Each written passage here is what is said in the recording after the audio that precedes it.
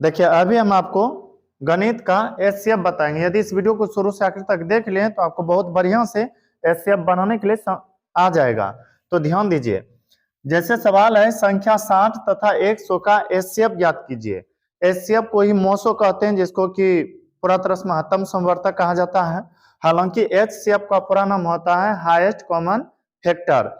तो अभी हम आपको एक साधारण माध्यम से हाईएस्ट कॉमन फैक्टर ज्ञात करने के लिए सिखाएंगे। तो ध्यान दीजिए, यदि एचसीएफ के बारे में चर्चा करें तो एक नहीं अनेकों विधि से बनाया जाता है।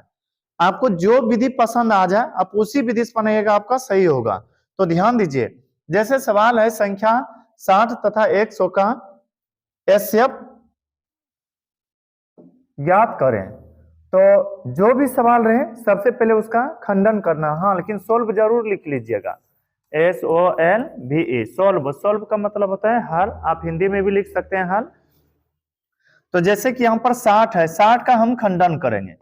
2 से हो जाएगा 30, फिर 2 से 15, फिर अब कितना से खंडन होगा 3 से 5, फिर 5 से 1। फिर उसी तरह से जो दूसरा संख्या उसका भी खंडन करेंगे।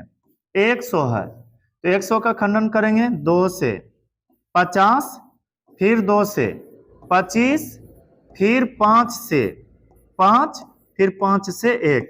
पता है यदि 3-4 संख्या रहता तो उसका भी खंडन करते, लेकिन यहाँ पर है 2 ठो, तो दोनों का खंडन कर लिए। अब दोनों को लिखिएगा इस तरह से।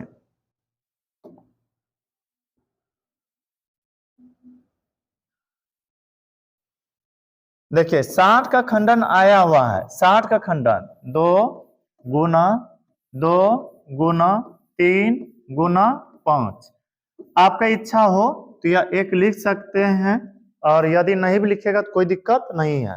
फिर इधर है 100, 100 का खंडन करेंगे 2 गुना 2 गुना 5 गुना 5 और आखिरी में 1।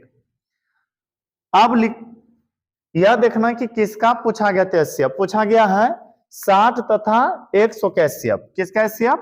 60 तथा 100 का एचसीएफ हमें निकालना है। पता है यह लगभग बन चुका है इस तरह से।